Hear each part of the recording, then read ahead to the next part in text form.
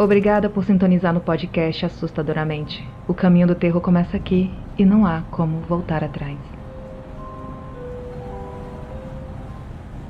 Minha vida com o sobrenatural. Olá, meu nome é Mariana e vou contar o meu relato. Desde os 5 anos, tenho memórias de coisas estranhas que aconteciam comigo. Houve uma tentativa de arrombamento na casa alugada onde morávamos, então logo nos mudamos para uma outra casa. E comecei a ter pesadelos, onde eu acordava gritando, ouvia coisas. Uma vez nessa casa, eu estava balançando a minha irmã no carrinho e na estante apareceu um ratinho de desenho animado, como se ele estivesse brincando comigo. Não contei a ninguém porque eu achei divertido e nada de anormal, eu era muito criança. Mas uma noite eu resolvi dormir na sala. E quando acordei de madrugada, do nada, vi uma figura estranha na parede do teto, bem na minha direção. Ela era cor de vinho. Estava tudo escuro, só que a minha mãe sempre deixava uma das luzes acesas por conta do medo de dormir no escuro. A forma era estranha. Era pequena, do tamanho de um cachorro filhote, mas era tipo 2D. Como se não tivesse profundidade, sabe? Como se estivesse colado na parede. Esfreguei os olhos para ter certeza de que não era uma miragem e aquilo continuava lá, imóvel. Nesse momento eu fiquei com medo e saí correndo para falar com minha mãe. Ela estava dormindo e falou que não era nada. Me chamou para dormir na cama dela e disse que era caixa d'água, mas até hoje eu não faço ideia do que era. Fiquei muito curiosa para saber. Na época cheguei até a pensar que fosse algum tipo de alien, mas nunca saberei. Ainda nessa casa, eu via pessoas circulando pelo local. Certo dia eu estava doente e vi um homem entrando no quarto. Aí eu falei, mãe, quem é esse homem? Ela disse que não tinha ninguém no quarto. Parecia um homem de terno e ele sumiu muito rápido. Eu estava com febre nesse dia e não sei se foi uma alucinação. Quando eu já era um pouco mais velha e estava para entrar na faculdade, vi uma cobra subindo pela parede durante a noite, logo quando eu acordei. Vi um vulto subindo como se estivesse rastejando. Chamei a minha mãe porque eu não conseguia me mexer. Eu estava paralisada, eu não sei porquê. Minha mãe foi até lá com meu pai e procuraram a cobra, sem encontrar nada. Daí eu voltei a dormir porque eu já estava acostumada com as visões. Outro dia, quando eu ainda era mais nova, acordei, vomitei e me levantei da cama. Chamei a minha mãe e falei, mãe, eu vomitei na cama. Aí ela olhou e viu que não havia nada. Quando fui para a faculdade, em Seropédica, no Rio de Janeiro, comecei a ter algumas alucinações. Eu estava fazendo uma escultura de cavalo de argila e estava trabalhando todos os dias nela. Um dia, eu acordei na madrugada me coçando toda. Coçava muito. Me levantei e senti que estava coberta de argila, que estava meio seca e repuxando minha pele. Fui correndo lavar os braços no banheiro, que ficava fora do quarto, bem na frente. Um banheiro coletivo, pois lá era um antigo alojamento. Fui para a torneira e me lavei com a água. Me esfreguei com unhas e dedos e quando vi, não tinha mais nada. Voltei para o quarto sem entender o que tinha acontecido e consegui dormir. Saí uma época para fazer um intercâmbio em Portugal e depois voltei para essa faculdade em Seropédica para finalizar meu curso. Um dia eu estava dormindo e acordei com uma aranha bem grande em cima de mim. Bati nela e ela caiu no vão da cama. Acendi a luz, procurei, mas não a encontrei. Uns dias depois eu estava dormindo e eu estava assistindo uma série onde aparecia um veado bem grande, do Hannibal. Eu amava aquela série. O nosso quarto, que era ocupado por 4 meninas, incluindo eu, ficava no primeiro andar depois do térreo. E tinha uma varanda bem agradável, onde tomávamos sol e colocávamos as roupas para secar. Era de madrugada e eu acordei no meio da noite. Vi o veado, bem grande, vindo da porta em minha direção. Logo pensei, só pode ser uma alucinação. Depois que pensei isso, a menina que dormia na parte de baixo do beliche se levantou. Caminhou até o armário que ficava bem em frente à nossa cama. Tinha 2 portas abertas. Ela entrou no armário, se agachou e sorriu para mim, um sorriso estranho, e fechou a porta. Eu fiquei com medo porque eu vi a porta aberta se fechando e pensei como que aquilo podia acontecer. E a menina continuava lá dormindo, imóvel quando eu olhei. E o veado tinha sumido. Terminei o curso de artes e depois de alguns anos fui para Minas Gerais fazer o mestrado. Aí as coisas começaram a ficar mais estranhas. Aqui tem muitos casarões antigos e sinto aquela coisa meio pesada no ambiente. Às vezes, do nada, me dá muito cansaço e até choro. Mudei para um apartamento no centro e um dia, que estava dormindo durante a madrugada, deixei meu celular bem afastado na mesa porque tinha muito medo das ondas que eles transmitem. Vi explodindo e um clarão invadiu a minha vista, mesmo de olho fechado. Um som de explosão. Achei que meu celular tinha explodido, mas nada. Estava lá, do mesmo jeito. Aí mudamos, eu e meu amigo, para uma casa que ficava numa rua bem antiga, aqui de Mariana, Minas Gerais, bem perto da capelinha do Santo Antônio. A primeira capela da cidade, pequenina, bonita, paredes brancas, mas com fama de ter espíritos naquela região. Dividimos a casa, eu mais 4 pessoas, ou seja, éramos em 5 e a casa tinha 4 quartos, uma cozinha pequena, uma sala que dava para a rua, um quintal com um pequeno terraço e o meu quarto era tipo do Harry Potter, com a escada de madeira passando em cima, igualzinho. Só que em vez da coruja, era um gambá que ia lá roubar o lixo do quintal. A faculdade entrou em greve e eu comecei a ficar sozinha na casa. E foi aí que os problemas realmente começaram. Em cima do meu quarto ficava o quarto de outra moça, que vou chamar aqui de D. E ela quase nunca estava em casa. A escada era o único acesso ao quarto dela, que não tinha portas. A casa do vizinho, que beirava o nosso quarto, tinha um andar apenas e do lado que beirava a casa era um corredor com alguns objetos variados. Quando meu amigo foi para a casa dele e todo mundo estava fora, comecei a acordar de madrugada com os barulhos que vinham de cima. E a D não estava em casa. Aí eu tentava sempre voltar a dormir, mas os barulhos eram muito altos e meu sono bem leve. Vinham de cima. Ora eram passos, panelas batendo alto, barulho de móvel arrastando, uma bagunça que eu nunca soube de onde vinha. E eu ficava com medo de sair do quarto, de ter que passar na frente da escada. Às vezes eu conseguia ir ao banheiro. Não tinha ninguém para chamar e nem dormindo eu estava. Eu já não estava mais conseguindo dormir com os barulhos. E foi quando comecei a reparar no horário que eles começavam. Sempre depois das 3, nunca antes. Um dia, logo que começou os barulhos, entrou um sapinho no meu quarto e senti que eu estava mais protegida se ficasse com ele. Ele foi para debaixo da cama e eu fui para debaixo da coberta. Se eu não dormisse antes das 3, eu não dormia quase nada mais. Só quando estava clareando. Comecei a achar que estava ficando maluca. Até que um dia minha irmã foi lá para casa e ele, que dorme que nem uma pedra, acordou com os barulhos e disse que eram muito altos e que não conseguiu dormir.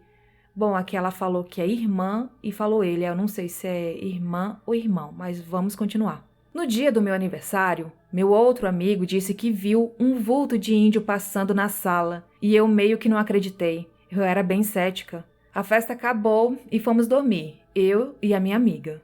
Estávamos conversando quando ela paralisou, me olhou paralisada e falou: "Liga para o seu amigo, por favor, depois eu explico."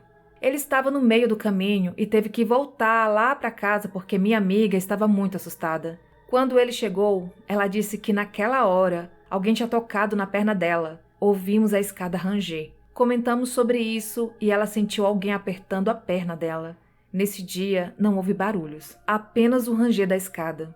Eu já estava ficando muito cansada porque eu não conseguia mais dormir as horas seguidas de sono. Sempre ficava acordando. E quando perguntava a alguém, ninguém mais ouvia. Isso me intrigava. O mofo do meu quarto começou a aumentar e acabei por me mudar para uma kitnet bem no centro. Fiquei pouco tempo lá. Ouvi uma vez um barulho como se estivessem mexendo no lixo do banheiro. Paralisei. Quando fui embora dessa kitnet, quando estava começando a descer as escadas, ouvi alguém chamando o meu nome. Uma voz de mulher. Eu não respondi porque eu não tive um bom presságio daquilo. Mas olhei para trás para ver se tinha algo e não tinha ninguém no corredor. Nada. E isso porque no dia em que mudamos para esse lugar, minhas 2 amigas moravam no andar de baixo e estávamos lá conversando. Me deu um sono e eu subi para o andar de cima, onde ficava a minha kitnet. Entrei no quarto, sentei na cama e minha amiga me ligou perguntando se fui eu que coloquei a mão na janela dela.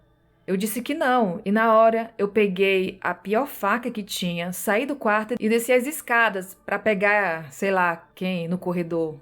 Fiquei com medo de ser algum homem mal intencionado, mas não tinha nada. Minha amiga estava assustadíssima e eu aliviada por não ter sido nada grave. Tive que me mudar de novo. Lá não estava bom e não pegava sol. Fomos para outra casa que ficava no centro. Tinha 3 quartos, um bem pequenino, outro pequeno e outro médio. Um certo dia, que minha amiga foi para dormir fora, estava eu e a cachorrinha na casa e ouvi um barulho de ferro arrastando, vindo da parte de trás da casa. Não tive coragem de olhar. Fui pro quarto e deixei quieto. Afinal, tinha uma kitnet em construção na parte de trás e tinha medo de ir à noite. Lá tinha alguns ferros que estavam usando para construí-la. Isso era por volta da meia-noite, eu fiquei com medo de ser alguém, mas depois eu não ouvi mais nada. Ainda quando estava nessa casa, já era a 4ª casa que morava em 2 anos. Tive uma premonição bizarra. Nessa noite eu tinha saído para beber. Aí me bateu uma bad um pouco antes de voltar para casa. Voltei e assim que chegamos em casa, vi que tinha algumas ligações do meu namorado. Havia conhecido ele há uns 9 meses e estava gostando, mas sempre com a impressão de que ele me escondia algo. Peguei e liguei de volta para ele bem preocupada, mas eu já sabia a notícia. No caminho de volta, a palavra filho ficava ressoando em minha mente. Eu comecei a chorar. Aí quando ele me falou que tinha uma coisa para contar, saquei que era isso. Ele tinha um filho de 8 anos e há 4 meses a mulher tinha entrado em contato com ele cobrando responsabilidade e ele não me falou nada. E eu estava tendo várias crises de choro porque eu tinha certeza de que ele estava me escondendo algo, mas eu gostava dele. E nesse dia ele me contou, mesmo eu já sabendo do que se tratava. Como já havia chorado muito no caminho, quando ele me deu a notícia, eu já esperava. Era como se já havia sentido a tristeza e estivesse processando tudo, o quão mentiroso ele era. Depois tivemos que nos mudar de novo de casa.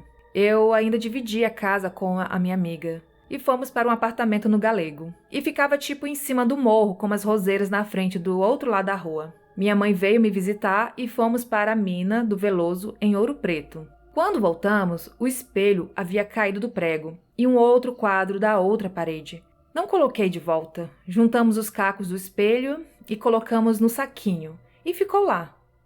Na época, esse cômodo que minha mãe ficou era onde eu tatuava, a minha profissão até hoje. Fui pro meu quarto e ela ficou lá no colchão que tinha colocado para dormir. No dia seguinte, ela me relatou que os vidros do saquinho se mexiam sozinhos, com o saquinho fechado. Aí ela se levantou, mexeu o saco e voltou a deitar. Ouviu de novo os cacos se mexendo, e até hoje não sabemos como aquilo aconteceu. Outra premonição que tive foi da morte da avó do meu namorado. Veio uma voz e me falou, a avó vai morrer. E alguns meses depois, a avó dele foi internada e morreu. No começo da pandemia, tive um sonho onde a minha avó estava em um caixão, e eu via isso meio que de cima. Ela no caixão e as pessoas em volta. Eu, muito triste, tentava me aproximar, mas era difícil. Acordei assustada e liguei para minha mãe no dia seguinte. Ela disse que estava tudo bem.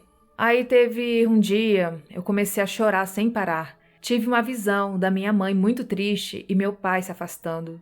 Eu a abracei e disse que algo muito ruim iria acontecer, mas que eu iria estar do lado dela, que eu nunca iria abandoná-la.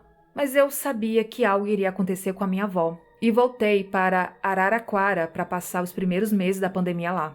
Minha avó pegou Covid no começo de 2022. Foi internada e ficou em observação por uns 3 meses. Eu aplicava insulina nela todos os dias pela manhã, à tarde e à noite. E ainda fazia a medição para ver se a diabetes dela não estava subindo. Levava o café para ela na cama e dava os remédios.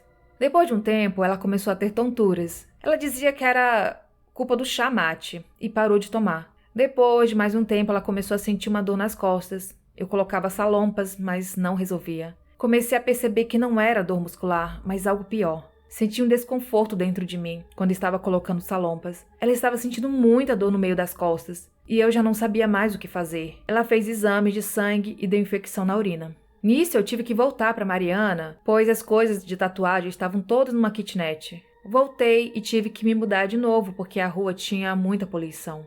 Enquanto isso, minha avó não sarava. Fiquei nesta casa com quintal por 1 ano e me mudei para o apartamento onde estou atualmente. Foi onde, em 2022, recebi a notícia que minha avó estava com câncer no pâncreas.